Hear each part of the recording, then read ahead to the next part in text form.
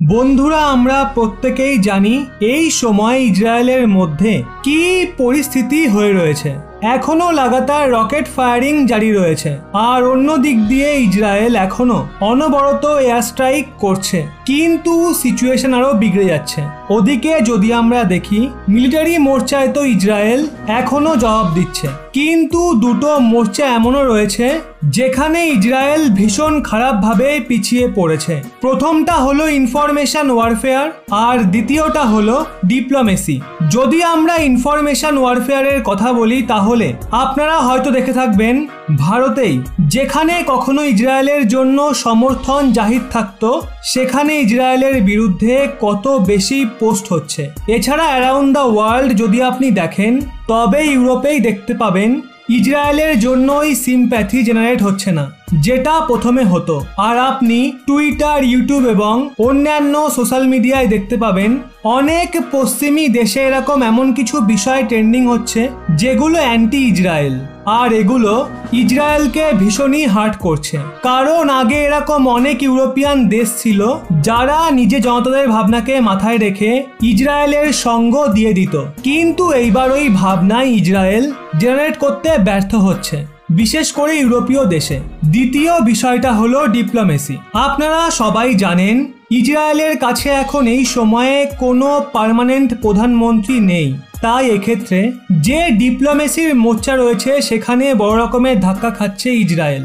কারণ ইসরায়েলের বিরুদ্ধে আগেও মহল তৈরি হয়েছে, কিন্তু ইসরায়েলের যে প্রধানমন্ত্রী ছিলেন বেঞ্জামিন নেতানিয়াহু, উনি ওই মহলকে এমন বিচক্ষণতার সাথে হ্যান্ডেল করতেন প্রতিবার যেন তিনি কোনো না কোনোভাবে ইউরোপ আর আমেরিকাকে নিজের দিকে টেনেই নিতেন, তাদের সমর্থন অর্জন করে নিতেন। কিন্তু এইবার ইসরায়েল মারাত্মক ক্রাইসিসে পড়েছে।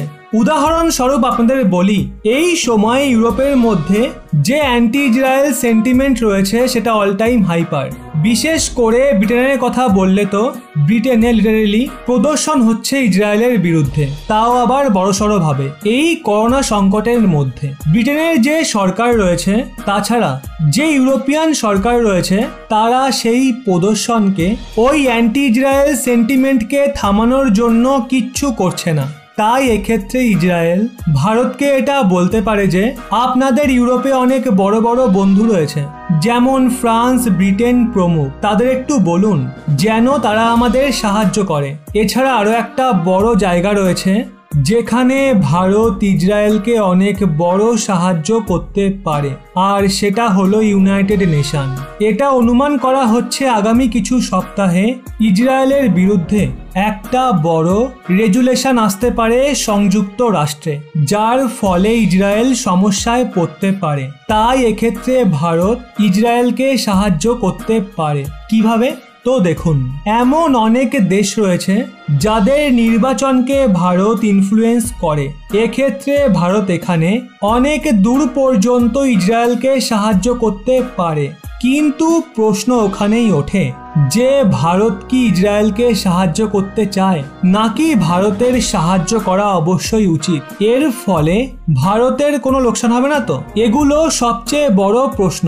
কারণ ইসরায়েলকে সাহায্য করার সময় ভারতের এটাও মাথায় রাখতে হবে যে 50টা এমন ইসলামিক কান্ট্রি রয়েছে যারা ইসরায়েলের বিরুদ্ধে, কিন্তু তারা ভারতকেও সমর্থন করে। এক্ষেত্রে যদি ভারত খোলামেলা ভাবে ইসরায়েলকে সাহায্য করে তবে ভারতের স্বার্থেও ঘা লাগতে পারে। তাই ভারতকে যদি সাহায্য করতেই হয় তবে ভীষণ বিচক্ষণতার সাথে করতে হবে, আর এর কোনো নতুন রাস্তা খুঁজে বার করতে হবে। এই ব্যাপারে আপনাদের কি মনে হয় তা অবশ্যই নিচে কমেন্টে জানান। কারণ এই ব্যাপারে তো কোনো সন্দেহ নেই যে ইসরায়েল ভারতের পরম মিত্র, তাই এক্ষেত্রে একদম চুপ থাকাও তো যায় না। আপনাদের কি মনে হয় বন্ধুর বিপদে কি ভারত এগিয়ে যাবে? পারলে ভিডিওটি প্রত্যেক ভারতবাসীকে শেয়ার করুন, কারণ এই বিষয়ে প্রত্যেক ভারতীয়র মতামত জানাটা অত্যন্ত জরুরি। আর এরকমই ব্যাক টু ব্যাক আপডেট পেতে রহস্য বাংলা এই চ্যানেলটি সাবস্ক্রাইব করে পাশের বেল আইকনটি অল করে রাখুন।